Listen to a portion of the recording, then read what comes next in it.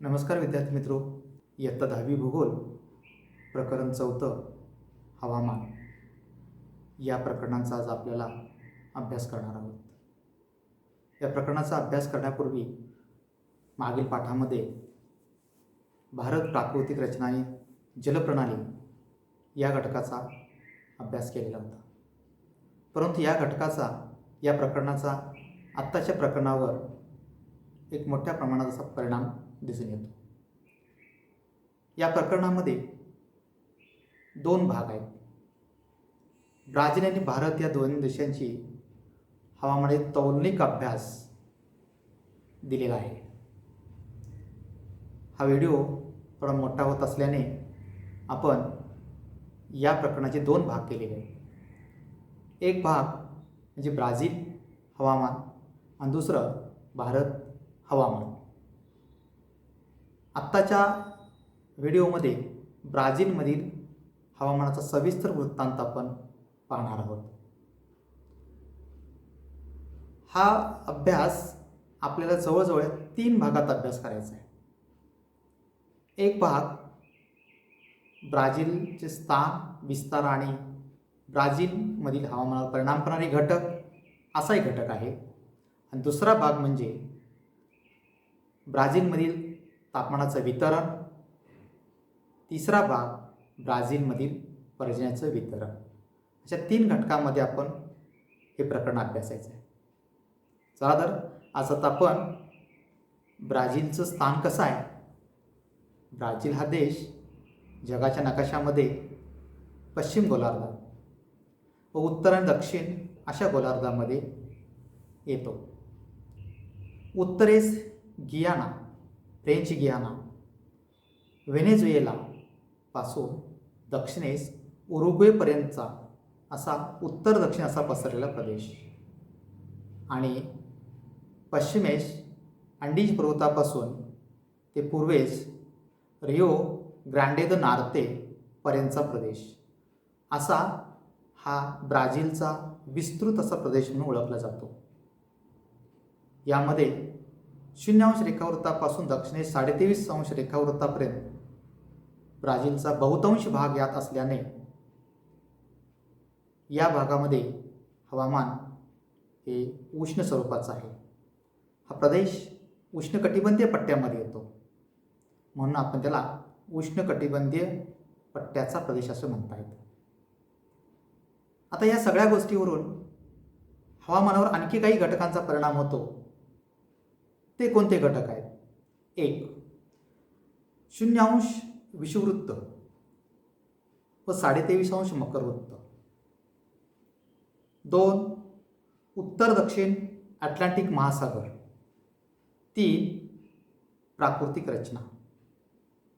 ब्राझीलच्या अंतर्गत भागामध्ये असलेली उत्तरेकडील गियाना उच्चभूमी आहे, दक्षिणेकडे ब्राझील उच्चभूमी आहे, पूर्वेकडे उत्तर दक्षिण पसरलेला अजस्र कडा, अमेझॉन नदीचं खोरं, अँडीज पर्वतीय प्रदेश आणि एकूण हा ब्राझीलचा विस्तृत प्रदेश. अशा प्राकृतिक रचनेचा या ब्राझीलच्या हवामानावरती परिणाम होतो. म्हणजेच काय, अशा भौगोलिक घटकामुळं ब्राझीलमधील हवामानावर परिणाम होऊन विविधता आढळते. आता कोणत्या कोणत्या घटकामध्ये विविधता आढळते? एकतर हवामान उष्ण, थंड, समशीतोष्ण. पर्जन्यामध्ये म्हटलं तर जास्त पर्जन्य, कमी पर्जन्य, मध्यम पर्जन्य असा भिन्न स्वरूपात वितरण आढळून येतं. आता त्याबरोबर आपल्याला पुढचा जो घटक अभ्यासणार आहोत तो म्हणजे ब्राझीलमधील तापमानातील वितरण किंवा तापमानाची विविधता. हे आपण एका नकाशाच्या माध्यमातून पाहूया. आत्ताच आपण ब्राझीलमधील हवामानावर परिणाम करणारे घटकांचा विचार आपण केला आणि आता यामध्ये पुढच्या भागामध्ये दुसरा टप्पा जो आहे ब्राझीलमधील तापमानातील विविधता किंवा तापमानाचे वितरण हे आपण लक्षात घेऊया. सर्वात जास्त तापमान, सर्वात कमी तापमान आणि मध्यम तापमान कोणत्या ठिकाणी असतं या गोष्टीचा विचार करता ब्राझील स्थान विस्तारावरून बहुतांश भूखंड हा या इथं असलेला हा 0° आहे. 0° विषुववृत्तापासून तो दक्षिणेकडे 23.5° मकर वृत्तापर्यंत हा बहुतांश भाग हा उष्णकटिबंधीय पट्ट्यामध्ये येत असल्याने हा प्रदेश उष्ण म्हणून ओळखला जातो. आता त्यानंतर दक्षिणेकडे मात्र 23.5° मकर वृत्तापासून दक्षिण भाग हा समशीतोष्ण कटिबंधीय पट्ट्यामध्ये येतो. म्हणून या भागामध्ये समशीतोष्ण हवामान आढळते. परंतु परिस्थिती काय होते, या प्रत्येक ठिकाणच्या परिस्थितीनुसार हवामान हे बदलत जातं.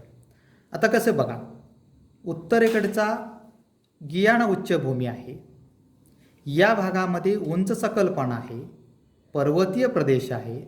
या भागात उंचीनुसार तापमान कमी होत जातं. म्हणजे या प्रदेशातील हवामान थंड आहे. म्हणजे गियानाच्या उच्चभूमीवर थंड हवामान असतं. तसंच ब्राझीलची उच्चभूमी येते. या ब्राझीलच्या उच्चभूमीमध्ये सुद्धा उंच सकलपणा, उंच डोंगररांगा असल्यामुळे या भागामध्ये थंड हवामान आहे. तसंच या ब्राझीलचा जो या कडेला असलेला अजस्र कडा आहे, या ठिकाणी सुद्धा तापमान कमी असतं, म्हणजेच हवामान थंड आढळतं. आता या सगळ्या या घटकानुसार आणखीन एक सांगता येतं की ब्राझीलची ही पूर्व किनारा आणि हा उत्तर किनारा आहे. या भागात हवामान सौम्य आढळतं.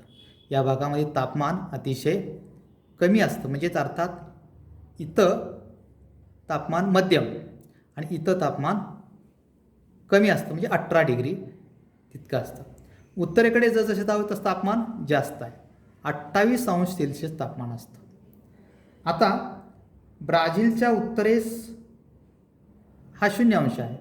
0°चा उत्तर भाग आणि 0°चा खालचा दक्षिणेस 5°.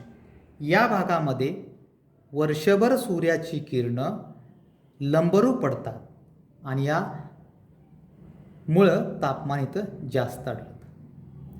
सरासरी तापमान या भागातलं 28° तापमान इतकं असतं. याच्याबरोबर थोडंसं आपण दक्षिणेकडे जाऊयात बघा. म्हणजे या 0°पासून दक्षिणेकडे जसं जातो तशी या भागामध्ये सूर्याची किरणं तिरपी पडत जातात आणि तिरपी पडत असल्यामुळं तापमान कमी होत जातं. म्हणजे 23.5° मकर वृत्ताच्या जास्त दाबाच्या पट्ट्यामध्ये अर्थात तापमान कमी असतं. 18° इतकं तापमान, त्याच्याही खाली गेलं तर तापमान कमी होत जातं. आता आणखीन एक भाग म्हणजेच गियाना उच्चभूमी आणि ब्राझील उच्चभूमी, हे 2 प्रदेश आहेत. या दोन्ही प्रदेशामध्ये समुद्र सपाटीपासून उंची जास्त आहे आणि उंची जास्त असल्यानं उंचीनुसार तापमान कमी होतं. दोन्ही प्रदेशात तापमान कमी म्हणजे हवामान थंड तयार होतं. हा एक आपल्याला भाग सांगतो. आणि त्यातला पुढचा भाग म्हणजे वितरणाचा अमेझॉन नदीचं खोरं.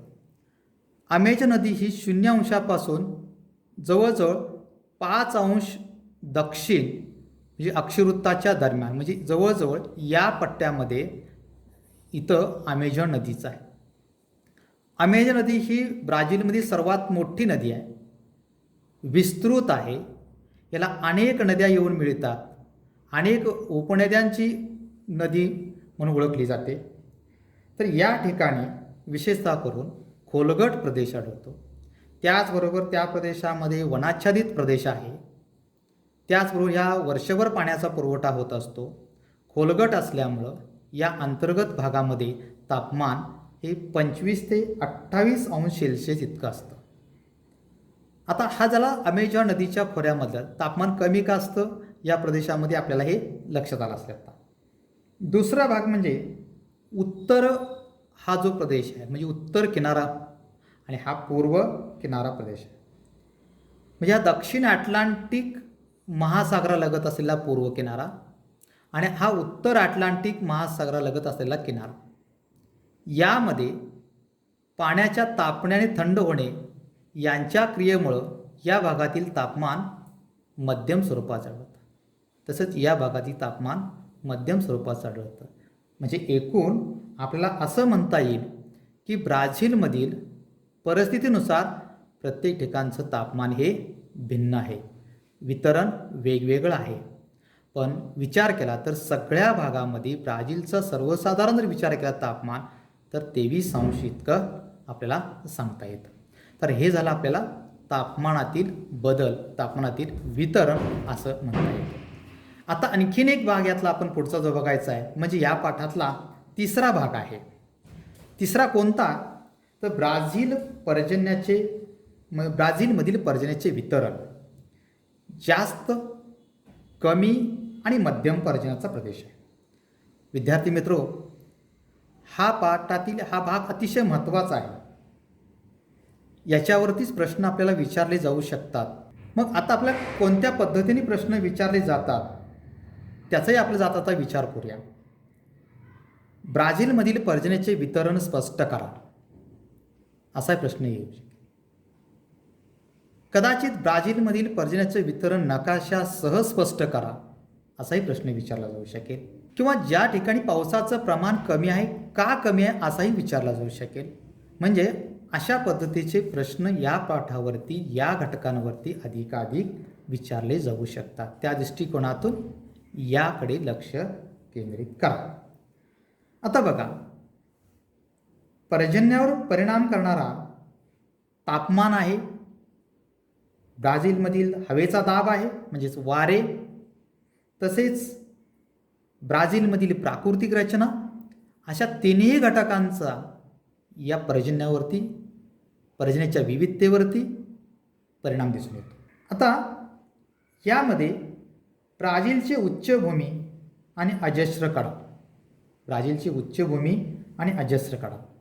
आता हा जो प्रदेश आहे इथं येणारा, आता आपल्याला माहीत आहे की प्रकरण 2 मध्ये तुम्ही अभ्यासला आहे ब्राझीलची दक्षिणेकडील उच्चभूमी आणि इथं असलेला अजस्र कडा आहे. आता या अजस्र कडाने याचा पर्जन्यावर कसा परिणाम होतो ते पहा की या दिशेकडून येणारे आग्नेय मान्सून वारे म्हणतो, दक्षिण अटलांटिक महासागरावर आग्नेय मान्सून वारे, आणि हे आग्नेय मान्सून वारे अजस्र कड्याला अडवले जातात. त्यामुळे हे वारे उर्ध्व दिशेने प्रवास करत जातात. उंच प्रदेश असल्यामुळं उंचीनुसार तापमान कमी होतं या भागात, आणि त्या ठिकाणी बाष्पाचं रूपांतर पाण्यात होतं, म्हणजे सांद्रीभवन क्रिया होते, आणि अजस्र कड्याच्या या पूर्व भागामध्ये पाऊस हा जास्त पडत असतो. आता या भागात पाऊस जास्त म्हणजे किती असतो तर 1000 ते 1200 मिलीमीटर या भागामध्ये पाऊस पडतो.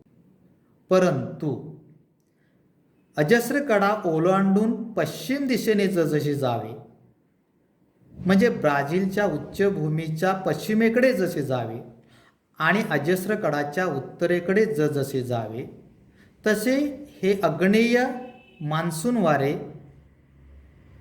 कोरडे होत जातात. म्हणजे या भागामध्ये बाष्पाचं प्रमाण कमी होते, बाष्पधारण शक्ती कमी होते, आणि या प्रदेशामध्ये पावसाचं प्रमाण कमी होतं. म्हणून ब्राझीलच्या उच्चभूमीच्या उत्तरेकडचा आणि पश्चिमेकडच्या भागाला आपण पर्जन्य छायेचा प्रदेश असं म्हटलं जातं. आता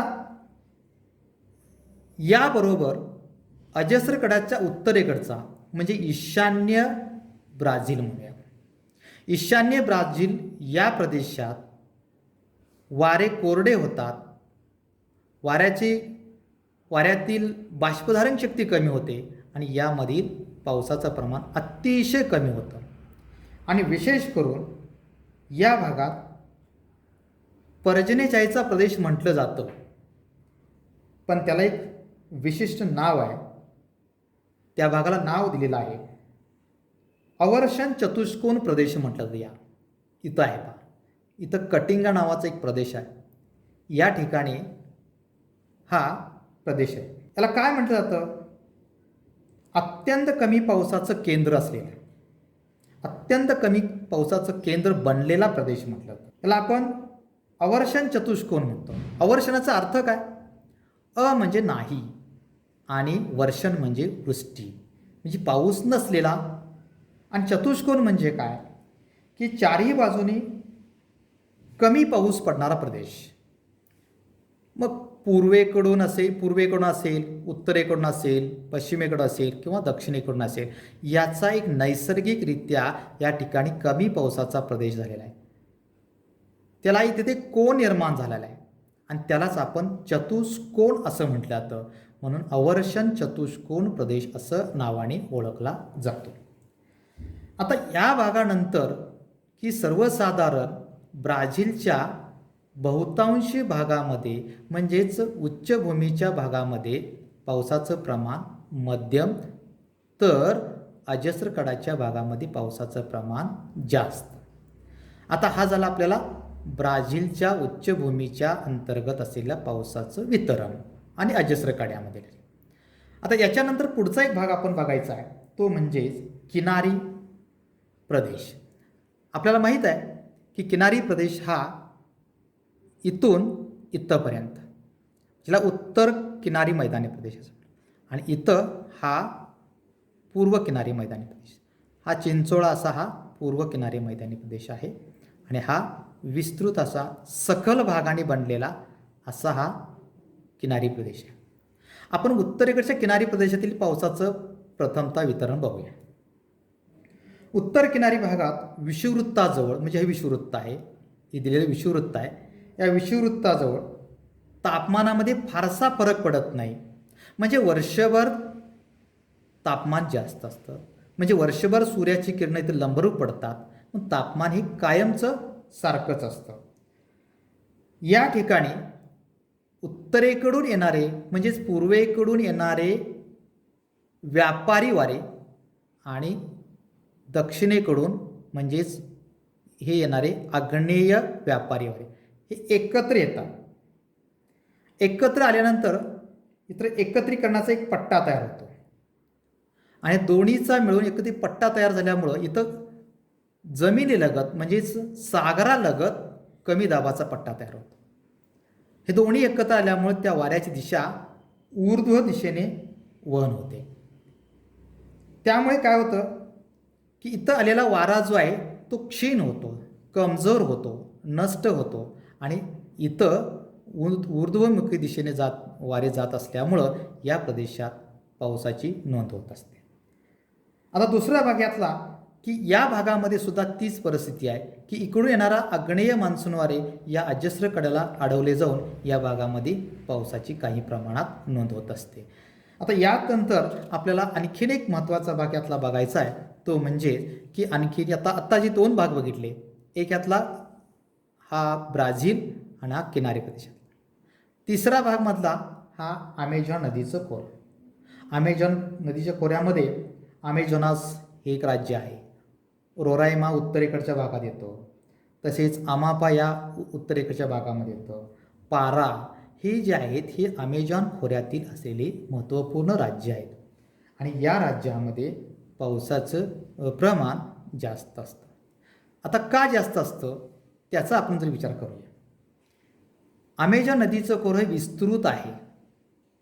अमेझॉन नदीचं खोरं हे विषुववृत्तालगत आहे आणि विषुववृत्तीय पट्ट्यामध्ये येणारे बाष्पयुक्त वारे, बाष्पयुक्त व्यापारी वारे एकत्र येतात आणि अशा ठिकाणी एकत्र येऊन इथं पाऊस जास्त पडतो.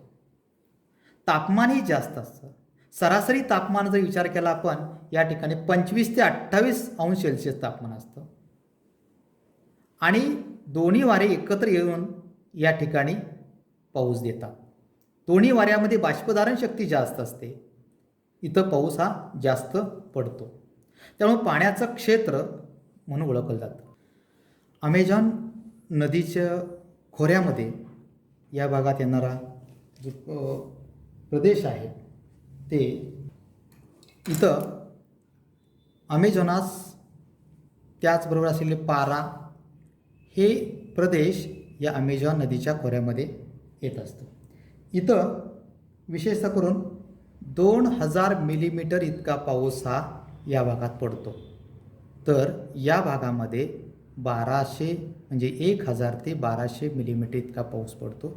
या भागात पावसाचं प्रमाण या भागापेक्षा कमी असतं. आता दुसरं म्हणजे पॅराना नावाची नदी येते. काय पॅराग्वे नावाची नदी आहे. हा प्रदेश मैदान आहे. या भागात सुद्धा पावसाचं प्रमाण हे मध्यम असतं, कारण इकडून येणारे वारे या प्रदेशाला अडवले जातात आणि पुढे येताना कोरडे होऊन या भागामध्ये पावसाचं प्रमाण हे अतिशय कमी, असं अतिशय म्हणण्यापेक्षा मध्यम स्वरूपाचा पाऊस हा पडतो. आता या पर्जन्याच्या वितरणावरून असं लक्षात येतं की सर्वात जास्त पावसाचा प्रदेश म्हटलं की अमेझॉन नदीचं खोरं, दुसरा भाग म्हणजेच ब्राझीलचा उच्चभूमीचा दक्षिण भाग, इथं असलेला अजस्र कड्याचा पूर्व भाग, या भागामध्ये पावसाचं प्रमाण जास्त आहे.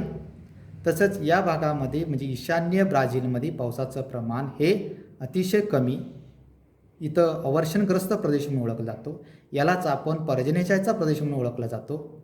आणि इथं एक आपल्याला हा सांगितलेला हा उत्तर किनारी प्रदेशामध्ये पावसाचं प्रमाण हे मध्यम स्वरूपाचं आहे.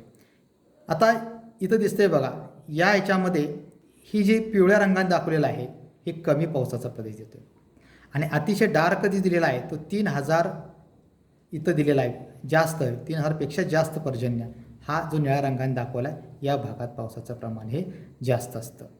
तर हा जो पर्जन्याचं वितरण आपल्याला लक्षात आलं असेल. तर वितरण दाखवताना एक तुमच्या समोर दिलेला नकाशा जो आहे तो समघणी नकाशा म्हणून ओळखला जातो. तर आज आपण या ठिकाणी पर्जन्याचा अभ्यास, त्याचबरोबर तापमान, त्याचबरोबर हवामानावर परिणाम करणारे घटक, अशा घटकांचा आपण अभ्यास आता केलेला आहे. आता आपण एक अतिशय महत्त्वाच्या गोष्टीकडे म्हणजेच हा जो नकाशा दिला आहे ह्या नकाशावरचे काही प्रश्नांचे उत्तरं आपण निरीक्षणात्मक घेऊया. आता पहिला भाग यातला एक प्रश्न असे आहेत की नकाशातील तुम्हाला दिलेले आहेत पहा इथं, हे जे नकाशातील समतापरेषा विचारात घेता ब्राझीलमधील सरासरी तापमान 23 आहे. आता यामध्ये दुसरा प्रश्न आहे, इथं पहा कोणत्या भागात जास्त पाऊस पडतो. आत्ता मी सांगितलं तुम्हाला बा, अमेझॉन नदीचं खोरं, इथं ब्राझीलचा उच्चभूमीचा पूर्व भाग आणि अजस्र कड्याचा प्रदेश, या भागामध्ये पावसाचं प्रमाण जास्त असतं. विद्यार्थी मित्र, तुमच्या समोर हा नकाशामध्ये दिलेला आहे की वारे कोणत्या दिशेने कोणत्या दिशेकडे येतात. इथं प्रश्न विचारला आहे ब्राझीलकडे कोणत्या दिशेने वारे येतात. दोनच प्रकार आहेत बघा, एक हा ईशान्य मान्सून वारे, आग्नेय मान्सून वारे, दोन प्रकारचे वारे येतात. यामागचं कारण काय? कारण ब्राझीलच्या उत्तरेकडे विषुववृत्त गेलेला आहे आणि हा विषुववृत्त म्हणजे कमी दाबाचा पट्टा, जास्त तापमानाचा जास्त दाबाकडून कमी दाबाकडे वारे होतात. 23.5 अंशाचा जास्त दाबाचा आहे आणि उत्तरेकडे हा असणार आहे तो जास्त दाबाचा. जास्त दाबाच्या कडून कमी दाबाकडे वारे वाहत असतात. तिसरा बघा पुढचा म्हणजे प्रश्न आहे, वाऱ्यांना कोणता अडथळा निर्माण होतो. साधी गोष्ट आहे आपल्याला, अजस्र कडा, गियाना उच्चभूमी हे अडथळे निर्माण होणार आहेत. पुढचा प्रश्न कसा आहे बघा, वाऱ्यामुळे कोणत्या प्रकारची वृष्टी होते. इथं असणारा प्रतिरोध प्रकारचा, ज्या अर्थी एखाद्या पर्वताला वारा अडवला जाऊन पाऊस पडतो त्याला आपण प्रतिरोध प्रकारचा पाऊस म्हणतात. आणि ज्या अर्थी दोन वारे, व्यापारी वारे एकत्र येऊन ज्या ठिकाणी पाऊस पडतो त्याला आरोह स्वरूपाचा पाऊस असं म्हटलं जातं. आता दुसरा कसा आहे, या वाऱ्यांचा आणि पर्जन्याचा सहसंबंध जोडा असं म्हटलेलं आहे. वाऱ्याचा आणि पर्जन्याचा सहसंबंध जोडा असं म्हटलेलं आहे. आता वारे कोणते आहेत, हे येणार आहेत, ह्याला व्यापारी वारे आहेत. हे कसे आहेत, हे बाष्पयुक्त आहेत आणि बाष्पयुक्त वारे एकत्र येतात आणि या भागामध्ये पाऊस येतात. तसं या ठिकाणी काय होतं, आग्नेयेकडून येणारे वारे आहेत हे बाष्पयुक्त असतात आणि या पर्वताला अडवले जातात आणि त्या ठिकाणी पाऊस जास्त पडत असतो असं आपल्याला सांगता येतं. आता कोणत्या भागात सरासरी तापमान कमी आहे. तापमान कमी असणाराचा भाग म्हणजे हा ईशान्य ब्राझील इथं कमी आहे, म्हणजे तो कटिंगाचा प्रदेश म्हणून ओळखला जातो. दुसऱ्या भागात आहे की कोणत्या भागात सरासरी तापमान जास्त आहे. अर्थातच 0° विषुववृत्त असल्यामुळं ब्राझीलच्या उत्तरेकडच्या प्रदेशामध्ये विषुववृत्तीय पट्ट्यात तापमान जास्त आहे. अक्षवृत्ताचा विचार करता ब्राझीलमध्ये कोणत्या प्रदेशात समशीतोष्ण हवामान आहे. मगाशी आपण उल्लेख केला की जसं दक्षिणेकडे जसे जावे तसं तापमान कमी कमी होत जातं. पण 23.5°पेक्षा जर आपण खाली गेलो, उरुग्वेपर्यंत गेलो, तर या भागामध्ये तापमान कमी दिसतं. म्हणजे 23.5°पासून पुढचा जो पट्टा आहे तो समशीतोष्ण कटिबंधीय पट्टा म्हणून ओळखला जातो. या पट्ट्यामध्ये समशीतोष्ण हवामान आढळतं, म्हणजे मकर वृत्ताच्या दक्षिण भागामध्ये. 0 ते 5° उत्तर, आता 0 येत आहे आणि 5° येत आहे. 0 ते 5° उत्तर व दक्षिण या पट्ट्यात वाऱ्याची स्थिती कशी आहे बघा. 0 ते 5° उत्तर आणि दक्षिण इथं आग्नेयकडून वायव्येकडे, ईशान्येकडून नैऋत्येकडे अशी दिशा दर्शवते. आता या सगळ्या गोष्टीवरून ब्राझीलमधील जो दाखवलेला हवामानाचा जो नकाशा आहे, अर्थात तो पर्जन्य सरासरी आहे, तापमान आहे, तर याच्यावरून आपल्याला हा जो नकाशा मगाशी मी उल्लेख केला होता की तो समघनी नकाशा म्हणून ओळखला जातो. या नकाशात वितरण दाखवण्याची पद्धत कोणती आहे विद्यार्थी मित्र? समघनी नकाशा असं म्हणून ओळखलं जातं. विद्यार्थी मित्रो, आज आपल्याला हवामान या घटकाचा आपण सविस्तर वृत्तांत आपण पाहिलेला आहोत. बरोबर तापमान, हवामान, पर्जन्य या घटकांचा विचार आपण केलेला आहे. याचा सर्व विद्यार्थ्यांनी चांगल्या पद्धतीने अभ्यास करून आपली तयारी दर्शवायची आहे.